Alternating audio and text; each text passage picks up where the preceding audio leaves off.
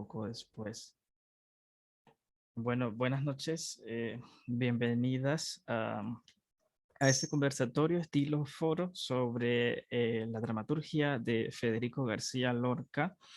Específicamente, en la noche de hoy vamos a tratar los elementos y los símbolos de su obra cumbre, La Casa de Bernarda Alba. La Casa de Bernarda Alba, que se publicó post-mortem al poeta en el año 1945. Recordemos que el poeta fue asesinado en 1936 y esta obra se difunde por toda América y por toda Europa de diferentes sitios, diferentes dramaturgos se interesan mucho por esta obra y le dan vida en diferentes países, haciendo de Lorca sonar su nombre bastante en diferentes países, sobre todo en Argentina. Muy bien. Lorca, Federico García Lorca, nace el 5 de junio de 1998 en Fuente Vaqueros, Granada, esto es en España. Esta obra tiene un contexto cultural. Sobre todos los otros elementos insertados, la obra trata sobre todo de un marco cultural de la España de su tiempo. Liz, buenas noches. ¿Cómo está? Bienvenida.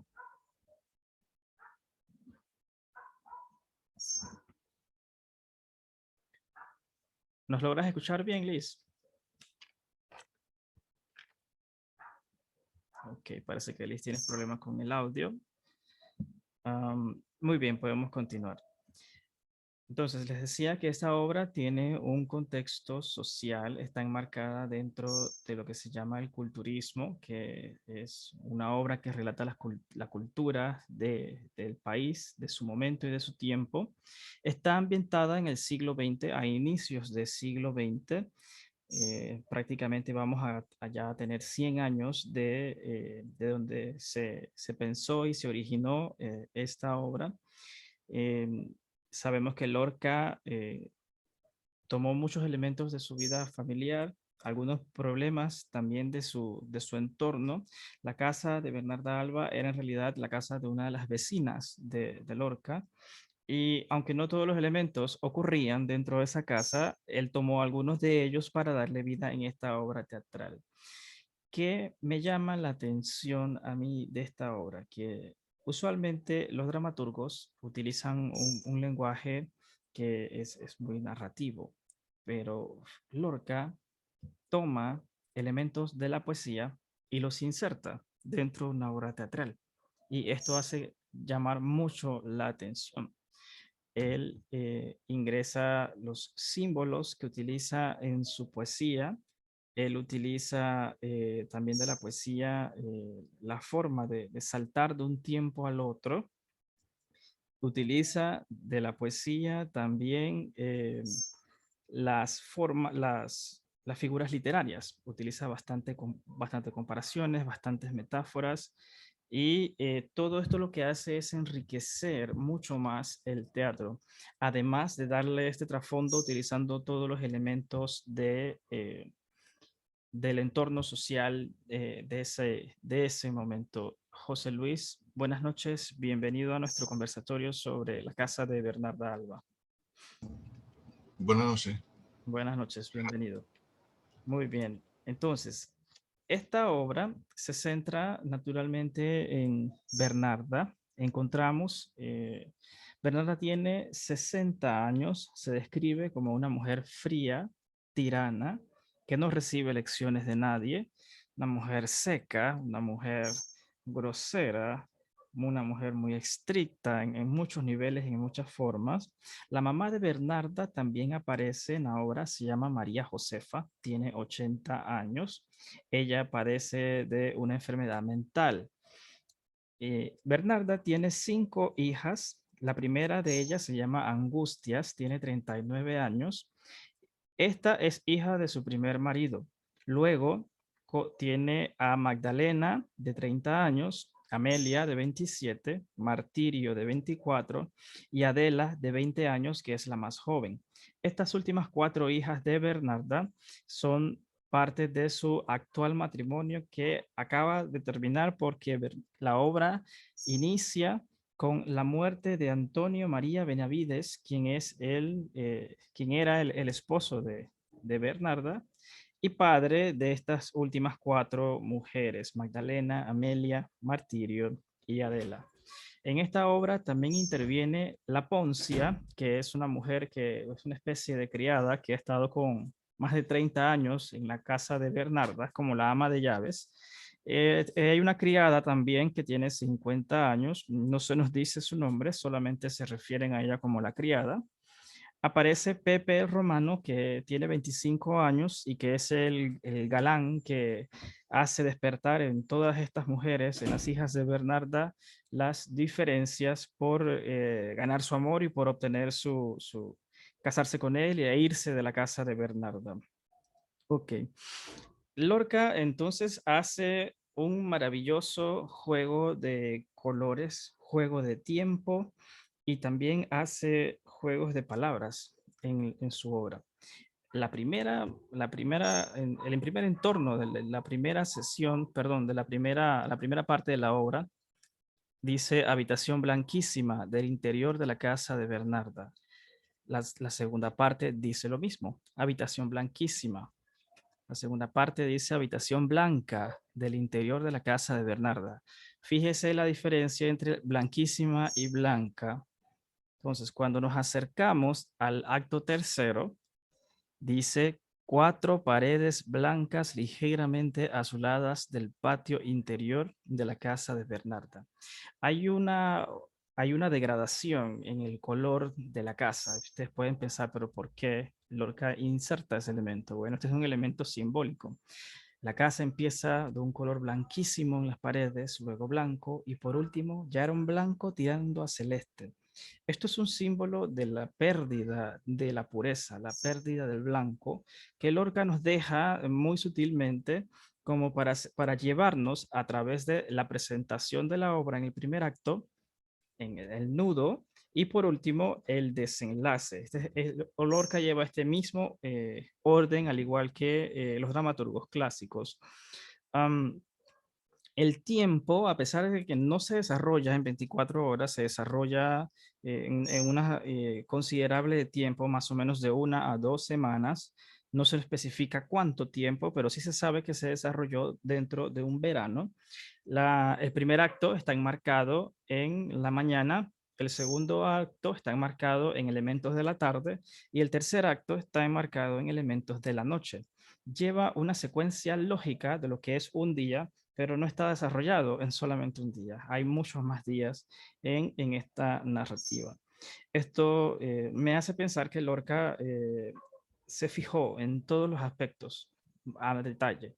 Cuidó cada palabra, cuidó de los elementos, cuidó de todo lo que él iba dejando en cada acto, elementos que son claves al final para comprender la obra. Vamos a hablar de los diferentes mundos que se entraman en esta obra. Y el primero es el mundo de las apariencias. Um, Bernarda era una mujer que no se, ella vivía de lo que ella creía que era la vida y era así, y todo el mundo debía vivir bajo ese mismo yugo. Y para ella era muy importante que los vecinos no se enteraran de lo que ocurría dentro de su casa y por eso mandaba siempre a callar a las mujeres. Siempre tenían que callar, callar, porque los vecinos no debían enterarse de cualquier cosa que estuviese sucediendo dentro de Bernarda. Inclusive regaña varias veces a Adela, perdón, a Magdalena, que era la que quería a su papá entre todas ellas, y lloraba por su natural duelo, y Bernarda la mandaba a callar, le decía que las demás personas la iban a ver llorando y que eso no estaba bien para una mujer. Quisiera abrirle el micrófono a algunos de ustedes si gustarían intervenir en qué otras cosas ustedes encuentran que esta obra plasma el mundo de las apariencias. ¿Alguien se anima a compartirnos sus ideas? Ok, a ver, yo pienso que plasma, bueno, yo aunque la leí así, creo que el año pasado y fui a ver la obra en cuestión, creo que las apariencias las plasma exactamente en el que, sobre todo, Bernarda con sus hijas trata de evitar el qué dirán. Ese es el número uno. El otro elemento es que ella trata, dentro de los dominios que tiene, de hacer pensar a todos que hay una supuesta pureza con referente a todas las hijas que tiene. Porque cuando aparece el chico que normalmente es el galán, se puede decir de alguna manera, ella intenta normalmente, como esta novela está regida normalmente también con lo que dictaba la sociedad en esa época. Y normalmente, bueno, la sociedad española, en el momento que está escribida, eso ya venía también de la parte de la posguerra y todo lo demás, entonces el papel de la mujer también era bastante limitado en esta concepción porque realmente la mujer era la que estaba en la casa, la mujer era la que se ocupaba del hogar, de los niños y demás, y el esposo era el que traía el dinero y todo lo demás. Entonces, ella al perder el que era el benefactor, el que realmente hacía todo esto, ella trata como de controlar todo lo que no ha podido controlar y por eso mantiene como por debajo como individual las que son sus hijas. Y se olvida de muchas otras variables que indican que, bueno, que sucedan los eventos posteriores. Pero yo pienso que en cuanto a apariencia, sobre todo es eso, el que dirán, el mantener una posición ante los vecinos y ante la iglesia, sobre todo, porque Bernarda era muy, como muy católica, muy religiosa, muy, y ya se ve, ¿no? Cuando te lo hablan, en la forma como tenía exactamente como si fueran monjas a las hijas, ¿no?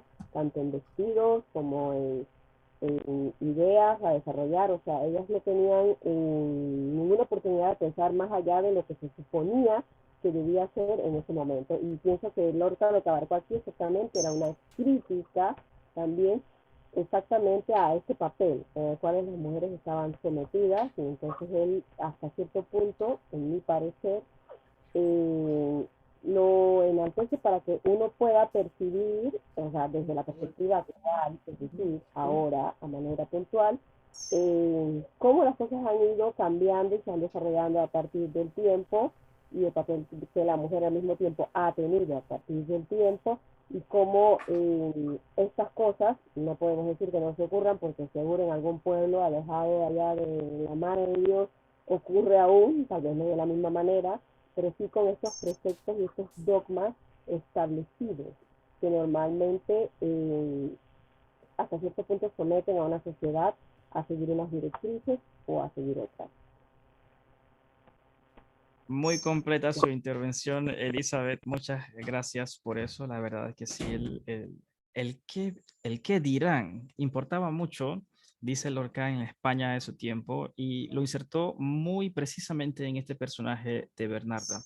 Pero fíjese que ya vamos para 100 años del nacimiento de esta obra, ahora en la próxima década. Y y todavía seguimos en lo mismo. Todavía hay mucha gente que vive del qué dirán y les importa mucho eso al punto de tergiversar hacia adentro su vida, tanto para que no logre salir esa información afuera. Es decir, prácticamente no viven, están es más preocupados pensando que lo que los demás van a decir de ellos. Entonces dicen, no voy a hacer tal cosa porque mi vecino se va a enterar. Y va a hablar el pueblo. Y eso era lo que le preocupaba a Bernarda. Se insertan otros elementos adicionales como el papel de la mujer, que este es, si no es el tema principal, es uno de los más importantes, el rol de la mujer en esta sociedad. Y hace también una crítica al machismo de su tiempo, que también vamos a hablar de eso un poco más adelante.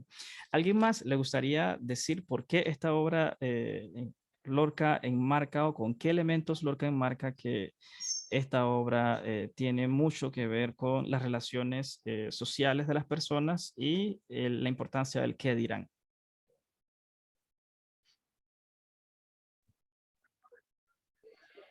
El, buenas noches. Buenas noches, Liz, te escuchamos. Sí, yo quería hacer referencia al hecho de que el valor del duelo.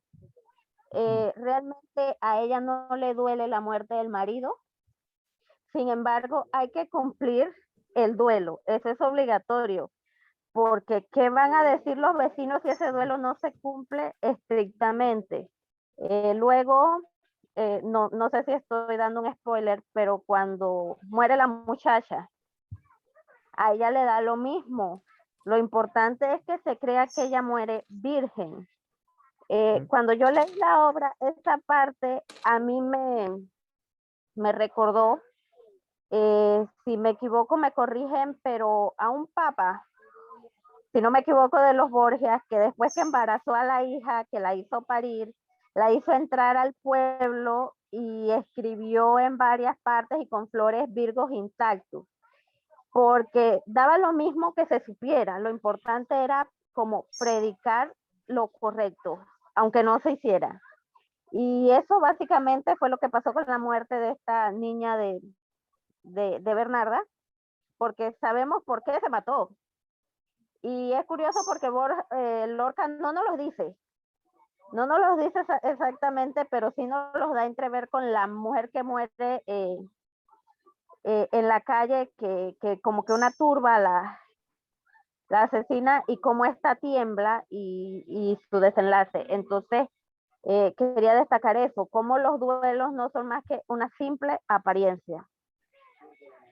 Muchas gracias, Liz. Tienes razón con lo que dice. En el momento en que se acercan a ver que llegan pues a ver el cuerpo de Adela ahorcado, no hay ninguna expresión de dolor o de angustia por la escena. La Poncia sí se ve como que se va a horrorizar, se horroriza y se lleva las manos a la cabeza, pero Bernarda con un temple que solamente ella tiene, dice que manden a preparar todo el entierro y que se diga en el pueblo que murió virgen. Y eso es lo que ella le interesaba, imagínense, pensar que era su hija y solamente le importó ese hecho en el momento. Elizabeth, ¿te quería decir algo?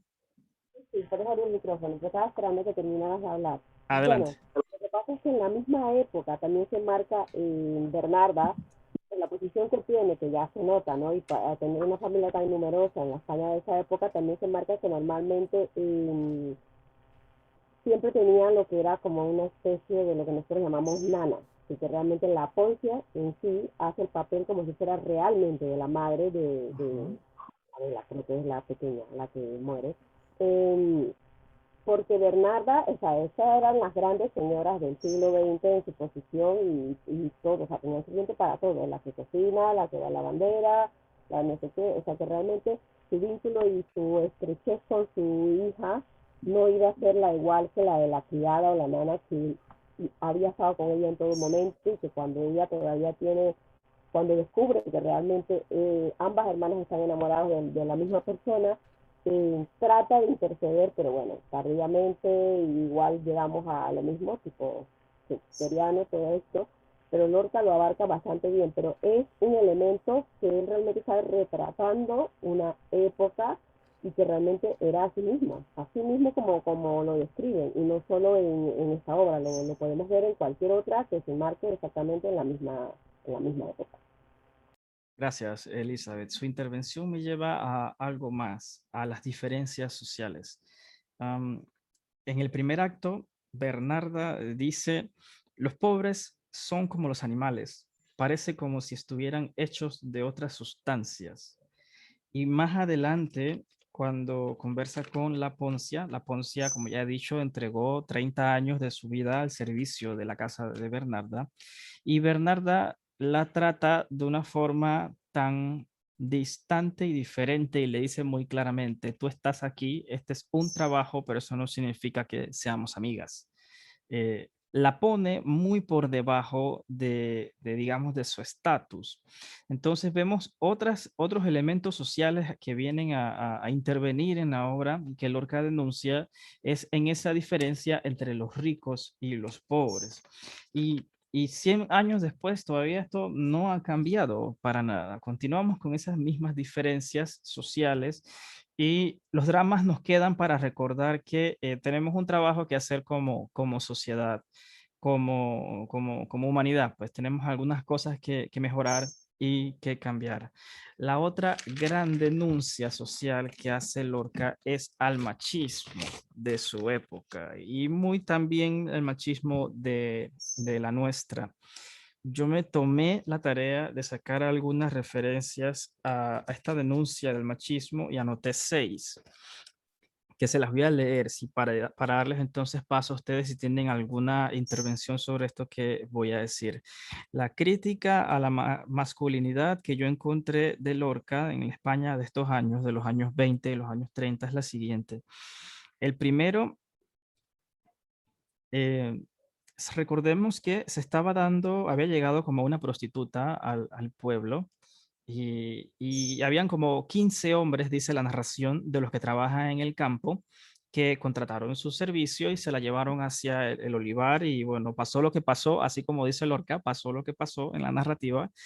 Y luego conversan las mujeres en la casa y le dice la Poncia a una de las hijas de Bernarda, le dice, las hijas de Bernarda le dicen, no, pero los hombres de aquí, o sea, los de aquí del pueblo, no hacen esas cosas de contratar mujeres para un servicio sexual.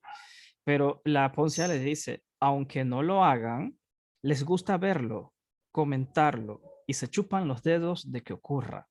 Es decir, no son los actuantes, sin embargo, son los tolerantes de las situaciones que pueden ocurrir en detrimento de las mujeres. En el segundo punto, Martirio dice, porque los hombres se tapan los unos a otros las cosas de esta índole y nadie es capaz de delatar. Aquí estaban narrando sobre un hombre que había matado a alguien más y se preguntan por qué no había nadie preso, por qué no había ningún juicio, nada. Entonces Martillo dice, es que los hombres se tapan entre ellos las cosas, dicen. En el número 3, nuevamente Martirio dice, hablando sobre una mujer fea como que se había casado con un hombre, Martirio dice, ¿qué les importa a ellos la fealdad?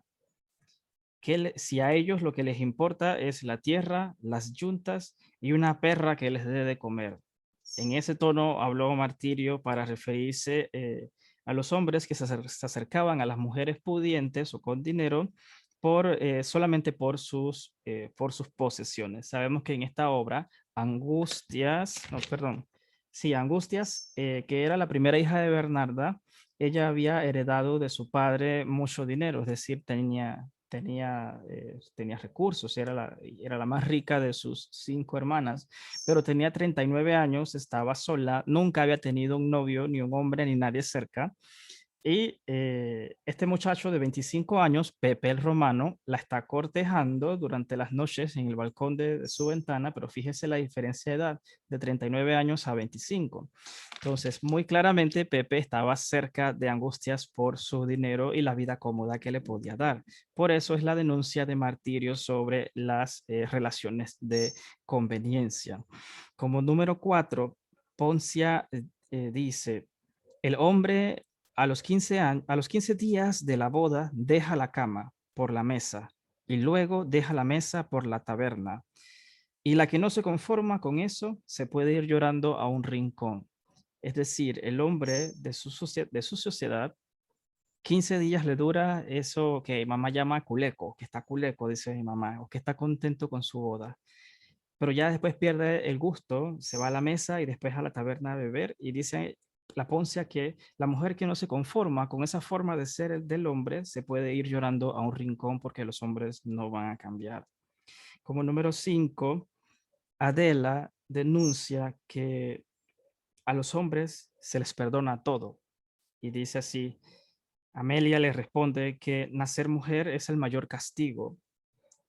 Y Magdalena dice que ni siquiera nuestros ojos los pertenecen porque Bernarda le controlaba todo lo que ellos podían mirar, porque siempre les decía que no miraran a ningún hombre, excepto al párroco de la iglesia y solamente porque ese llevaba falda. Y como número 6, anoté que Bernarda Alba dijo una vez, hablando sobre una mujer que sí debe hacerle preguntas al hombre, porque Angustias le decía que ella veía a Pepe el Romano como distante y cuando ella le preguntaba algo, él le decía como que no, que a los hombres nos pasan cosas que a veces no podemos decir. Y entonces Bernarda le dice, no le debes preguntar y cuando te cases, menos le preguntes. Habla si él habla y míralo cuando te mire. Fíjense que hay dos elementos importantes en todo esto que yo he dicho. La primera es el reproche de Lorca hacia el machismo de su tiempo o hacia los comportamientos de los hombres en torno a las mujeres, en cómo son vistos por la sociedad. Y lo otro es el propio comportamiento de Bernarda, que es una mujer hacia sus hijas, que también son mujeres. Entonces, el machismo ha sido una situación que afecta directamente desde hombres a las mujeres, pero todavía hay mujeres que sostienen ese machismo y lo perpetúan durante las próximas generaciones. Entonces, es una denuncia doble. Entonces, no es criticando si es un hombre o es una mujer el que está llevando a cabo el maltrato. Lo que critica Lorca es en el contexto general de estas prácticas denigrantes para todas las personas. Me gustaría dejarle el micrófono abierto si alguno de ustedes tiene algo que opinar sobre las denuncias de Lorca hacia el machismo y el trato a la mujer de los años 20 y 30. Bueno, a ver, parece que voy a hablar yo otra vez. Dale, adelante. Yo pienso que lo del machismo, totalmente de acuerdo con lo que acabas de iniciar, sí, está exactamente también catapultado por las mismas mujeres, porque las mujeres son realmente las que crían a estos niños y perpetúan las costumbres que se supone que fueron enseñadas y la única forma de romper esto realmente es empezando desde allí, porque siempre el hombre está presente, sí, pero realmente es muy bien sabido que la mayoría del tiempo, cuando estás pequeña, la mujer, en su gran mayoría, hay excepciones, es la que hace exactamente como el guarda y es la que está mucho más pendiente de la crianza. Siempre hay excepciones, yo voy a volver a salvedad. En cuanto a lo que hablabas acerca de la prostitución y demás del olivar, pues te digo que sigue exactamente igual también en nuestra época. Allá mismo en España todavía van al olivar. Es exactamente lo mismo. Te digo, yo viví muchos años allí y no ha cambiado nada. No ha cambiado absolutamente nada. Y lo del que dirán y demás todavía está bastante arraigado en la sociedad española. Hay pequeños matices, pero realmente todavía sigue siendo un elemento diferenciador, aunque en cierto contexto ahora haya cambiado hacia que a veces no sabes quién es el vecino que vive de frente, pero todavía se estila mucho llevar lo que es el cotilleo, que aquí diríamos bochinche, allá le dicen cotilleo, y o sea, que todos los elementos que Lorca puntúa realmente en su obra son bastante actuales. Siguen cumpliéndose a cabalidad hasta nuestros días.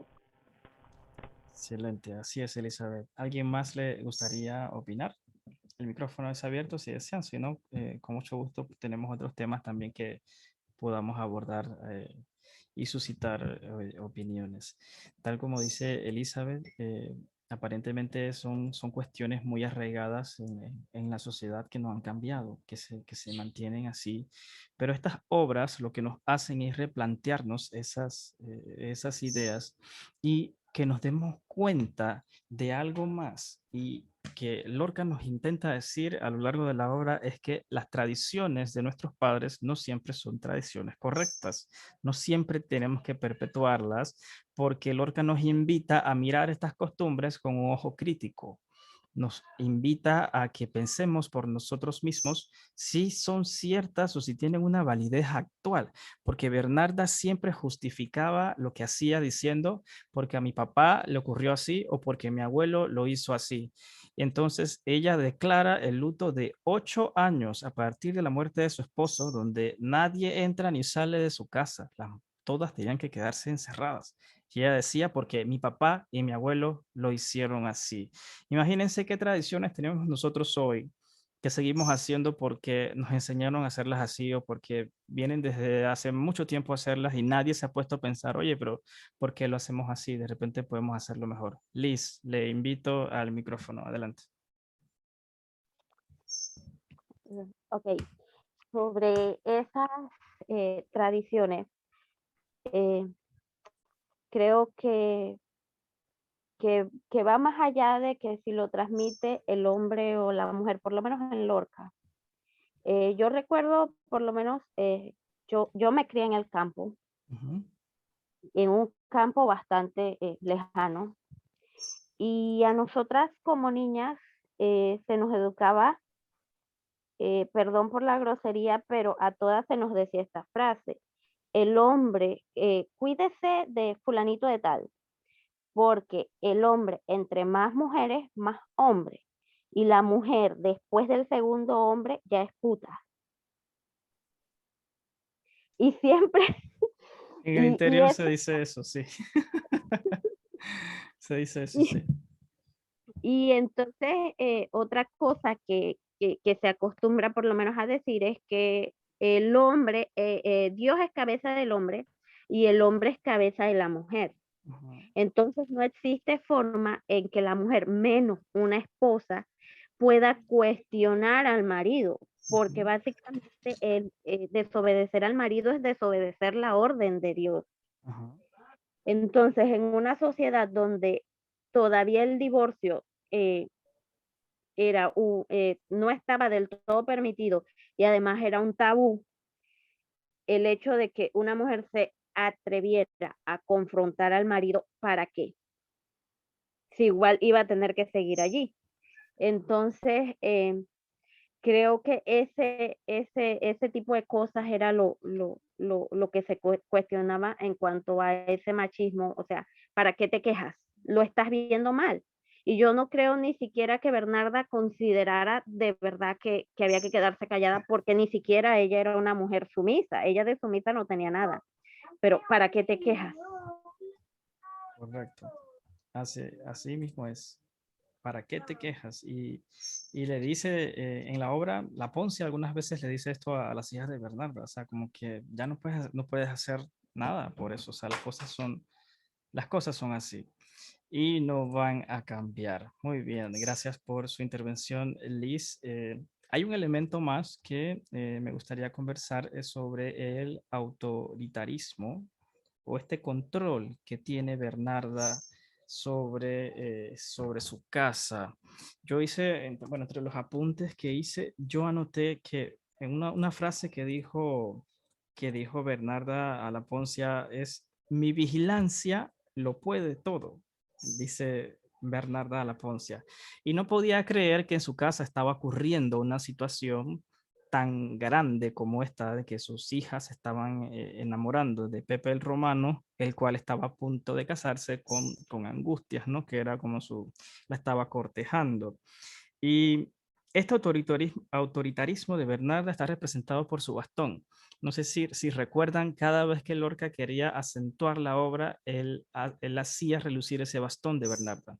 Con el bastón fue el con el que entraba y sonaba al suelo y decía silencio. Ya cuando ya sonaba ese bastón, todo el mundo corría a hacer silencio. Fue con el bastón que le pegó a dos de sus hijas. Y fue ese mismo bastón que al final viene Adela y lo quiebra, ¿sí? Adela la más joven, ¿sí? Adela la más joven antes de suicidarse, viene y lo quiebra porque está cansada de el trato que le da su mamá, que le da su madre, ¿no? Y al romper este bastón, Lorca también, a Lorca le encanta el simbolismo, entonces nos deja allí él perpetúa la rebelión, o sea, él perpetúa el hacer lo que tu corazón te dice que tienes que hacer, la pasión. Lorca deja que la pasión mueva a estas mujeres y las lleva hasta su último destino, hasta la muerte, literalmente, por aquello que quería. Podemos verlo como, ¿no? Como una calentura, si quisiéramos verlo, pero por otro lado también nos deja un mensaje fuerte y es ese, es el hacer lo que tu corazón te dice que hagas. Luchar contra el yugo que tienes sobre ti, quebrar sus báculos de poder y en última instancia la rebelión. Obras como esta, en esta semana que estuvimos analizando la vida de Lorca al inicio en el grupo de estudios, yo le decía a los compañeros del estudio, le decía, miren, o sea, Lorca, al momento de su muerte, los cargos que le dicen que tuvo es ese, que con su pluma hizo mucho daño a la sociedad. Eso es lo que decían sus captores. La pluma de Lorca hizo daño precisamente es por esto, porque empoderaba a las personas marginadas por la sociedad. Dejaba en tela de juicio las tradiciones de su gente, tradiciones más íntimas de su pueblo, las dejaba en tela de juicio, porque le decía a la persona que estaba por debajo, le decía, tú tienes el poder de quebrar el yugo, rebelarte y hacer lo que te dé la gana. Y este poder que viene de la capacidad del arte, del ser humano, de mostrar ese poder a los demás, de liberación, Lorca lo perpetúa en esta obra La Casa de Bernarda Alba. Elizabeth, le escuchamos. Yo pienso que también esta obra, sobre todo en Lorca, bueno, yo no la he estudiado tanto, yo solo la leí realmente y no participé en el semanario este, pero yo pienso que también era para él mismo, era un método como de desahogarse como actor, porque él intentaba plasmar tal vez sus propias frustraciones y la forma como la sociedad también lo apuntaba y lo juzgaban por su forma de ser, por su forma de querer, por su forma de querer expresarse. Y él realmente en estos personajes, él pudo haber querido catapultar, o sea, todo aquello que él sentía que era injusto, creando y pincelando unos personajes distintos, que todos podían ser muy bien el mismo, para poder elevar la mano y decir, bueno, eso hay que tener mucho cuidado y puede que no sea exactamente lo mejor ni lo que nos lleve a ser ni mejores seres humanos, ni a vivir en armonía, ni en paz. Y realmente creo que quizás, o sea, no conozco a Lorca, pero pienso que ese es un punto focal en la hora cuando un autor sobre todo desarrolla algún tipo de temática y hace tantísimo hincapié como lo que hablabas acerca del bastón. Es cierto, el bastón realmente representaba el poder, el yugo, y él realmente con eso podía representar muchísimas cosas, no solo nada más el yugo o patriarcal o matriarcal, sino también el mismo que tiene que ver con injerencias políticas, socioeconómicas, todo en contexto, o sea, la sociedad en sí, en todo, de manera cultural también, porque cada cosa va como o sea, es como un escudo que va tapando a las demás. Y entonces realmente no podían, ninguna de estas mujeres que realmente se representan en esta obra, podían absolutamente nada, ni aquella que mencionaste que era la Angustia, que es la mayor, porque imagínate, si guarda el luto de 8 años y ya tiene 39, cuando se iba a casar con Petón Romano. Exacto. No tiene como mucha consistencia lo que dice, pero es cierto que sobre todo la protagonista principal, bueno, una de las protagonistas principales, aquí es la madre también, ella hace mucho hincapié en perpetuar las tradiciones. Las tradiciones son importantes, ¿no? Entonces hay que perpetuar las tradiciones y por eso denuncia tanto aquello de que lo que dice mi padre, lo que dice mi abuelo, y bueno, hasta los días de hoy, tus padres y nuestros padres en alguna que otra ocasión se hicieron exactamente lo mismo. Porque así es como se hace, porque así lo hacía, así me lo enseñaron. Y realmente sí, yo pienso que se puede analizar desde muchas perspectivas esta obra, pero excelente trabajo para exponer realmente, visitar diferentes tipos de temática y tener sobre todo una retroalimentación o un feedback bastante bueno. Gracias, Elizabeth. Pensar que la obra es tan pequeña, o sea, son 3 actos, es bastante corto, pero enmarca simbolismos profundos y asuntos complejos, ¿no? Que dan para mucho debate y para mucho discutir. Lo otro que yo recabo de eso que usted acaba de decir es que Lorca se plasmaba a sí mismo en esta obra. Tiene, y le encuentro total razón a eso que dice. No solamente lo hacía en su poesía, ya veo que reflexionando un poco noto que también lo hace en el teatro. Su forma de querer, como usted dice, Lorca era homosexual. No fue fácil cuando ingresó a la residencia de estudiantes. La historia nos cuenta de que sí hubo bastante reproche, bastante persecución. Y en la España de su tiempo también fue una de las razones por la cual fue perseguido y asesinado por el régimen que se quería instaurar. Además, porque lo veían como una pluma peligrosa por las cosas que decía en sus obras. Entonces, el teatro que hace Lorca tiene una particularidad de como que inserta elementos muy arraigados del ser humano. O sea, como que tiene mucho que ver con los instintos, y eso es lo que quiero decir. Eh, Sabemos que, bueno, decía que Angustias tenía 39 años y hasta esa edad su mamá no le dejó tener un novio. Imagínense qué es eso.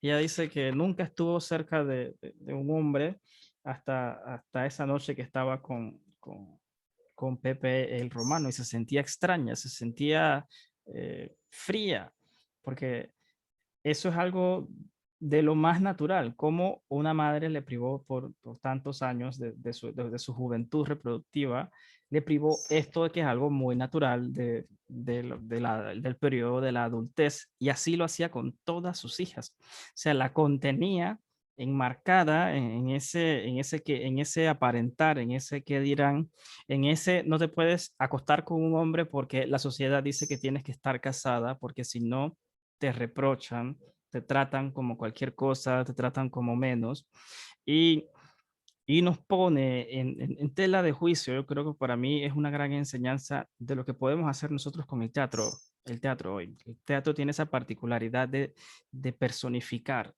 que le falta a muchas artes, y el teatro centra la clave de su estrategia está en esa, en la personificación.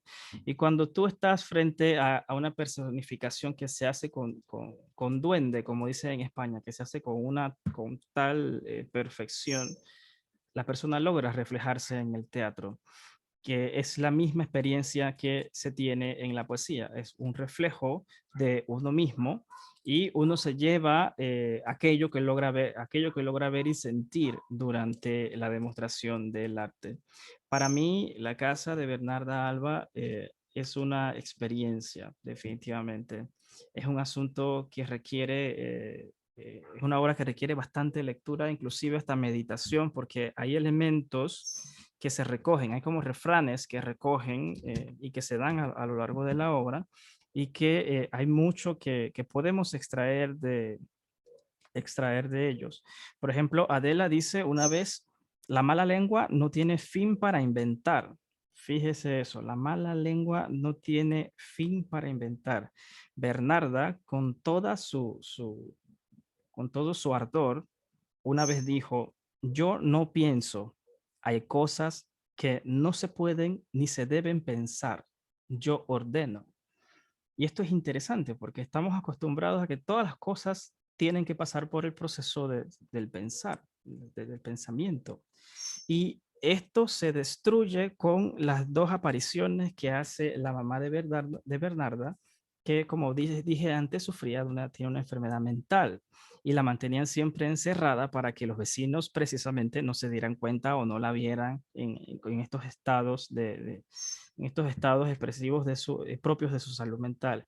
Y en uno de ellos, ella siempre hablaba del mar. Ella siempre tenía esa relación con el mar. Y quisiera llevar la atención hacia el mar porque en la introducción de la obra, en la primera parte, en el primer acto, se nos dice de este pueblo donde ellas viven, que es un pueblo que no tiene ríos y dependían de los pozos locales para beber agua. Y decía Bernarda de que la gente era tan mala de que era posible que algún día te envenenaran el pozo y tú murieras, los vecinos. Entonces, esta carencia de agua y estábamos en verano, sobre todo. La obra se sitúa en el verano. Y luego la persona, la mamá de Bernarda, con todos sus problemas de salud mental, ella siempre habla de ir al mar, de que quiere el mar. Entonces esta relación, no voy a decir locura, sino es un asunto ya propio de la mente, hace y coloca en la mamá de Bernarda otro tipo de liberación, otra forma de pensamiento.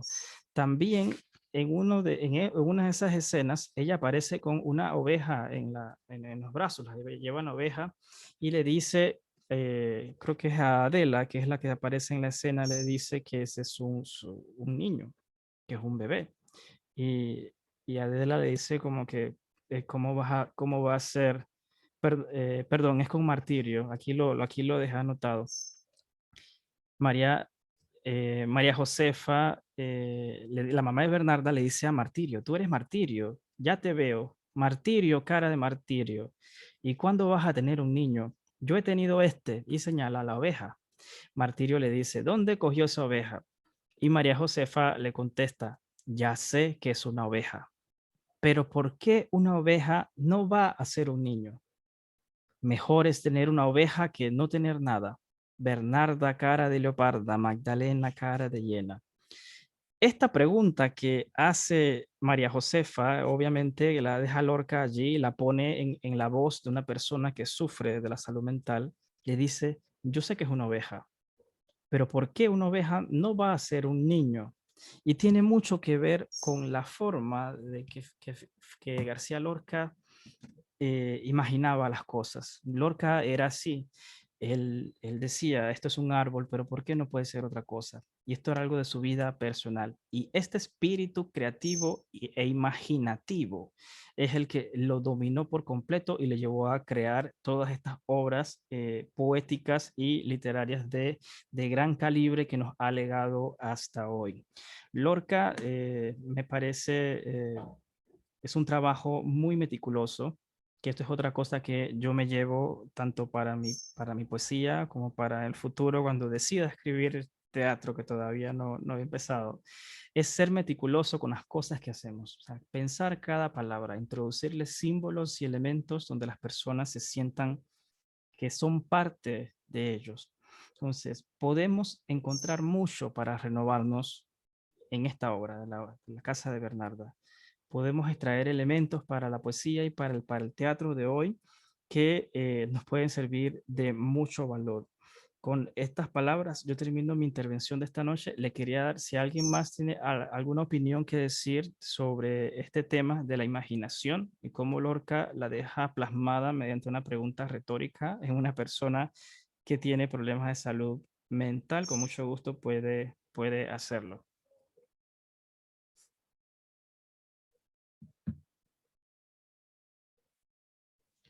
Si no, con gusto, entonces podemos dar por terminado este conversatorio de esta noche sobre la casa de Bernarda Alba. Nosotros en Panamá Poético, nuestro fuerte siempre va a ser la poesía.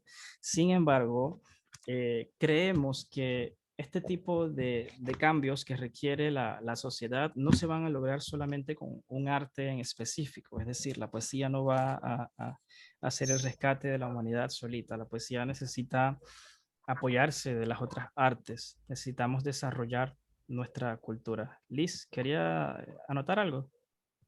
Bueno, iba a decir pues sobre el, el teatro de Lorca. Ujú. Lorca es tragedia y los eventos de Lorca siempre van a ir ligados con eso, hacia la tragedia. Sobre los ríos y el mar, es la falta de ríos es la falta de producción. O sea, era un pueblo seco. Seco.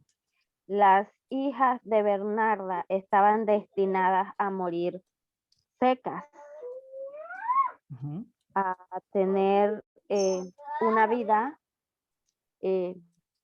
sin muchos placeres, sin mucho gusto. También sobre el cordero, justamente, bueno, en algún momento por ahí yo dije que eso era muy cervantino, poner la verdad en boca de un loco. Porque también al ofrecerle el cordero siempre va a representar el sacrificio. Y justamente la abuela se lo ofrece a Martirio. Y este cordero también representa a Adela. Adela va a ser el sacrificio, que como que las lleva a ellas a seguir teniendo ese estatus que tenían. También otro elemento de la tragedia de Lorca es el destino de las hermanas. Está marcado cuando ellas tejen las mortajas de sus otras hermanas. O sea, no hay más nada, se van a morir. Entonces creo que en ese sentido, no solo la casa de Bernarda Alba, sino todo el teatro de Lorca es increíble. Los elementos, las representaciones, la luna, el agua, cómo juega con los colores. En realidad este hombre manejó las cosas del pueblo, las cosas populares de una forma grandiosa, cómo juega con las nanas, con los cantos, es realmente increíble. Imagínense que como si tomamos esa experiencia de lo que hizo Lorca y lo llevamos a nuestro plano actual, ¿sabes? De qué cosas criticaríamos, qué cosas llevaríamos a la palestra de la obra. La desigualdad social sería definitivamente una de las primeras. La convivencia entre vecinos prácticamente también, o sea, llevamos lo mismo, es lo mismo, nada más que han pasado unos 100 años, 80, 90 años por encima. Así que muchísimas gracias a todos por estar esta noche acá, por compartir conmigo algunas de sus ideas sobre el teatro de Lorca. Mañana tenemos a la misma hora, a las 7 de la noche, una conferencia que voy a brindar sobre los símbolos de la poesía de Lorca. Vamos a limitarnos a los símbolos y voy a hacer una presentación, una disertación mañana a las 7, si están invitados, si desean hacerlo. El viernes el recital a las 7 de la noche, también están invitados, lo vamos a transmitir por YouTube en nuestro canal. Y el sábado vamos a hacer diferentes presentaciones de Lorca en redes sociales. Solamente va a ser en redes sociales a lo largo del día para crear presencia en Internet sobre su cumpleaños, sobre su existencia, sobre su obra y de la importancia hacia nosotros. Así que gracias y buenas noches por estar, y gracias por estar acá y que pasen muy buenas noches a todos. Buenas noches. Gracias, buenas noches, con gusto. Listo. Dios.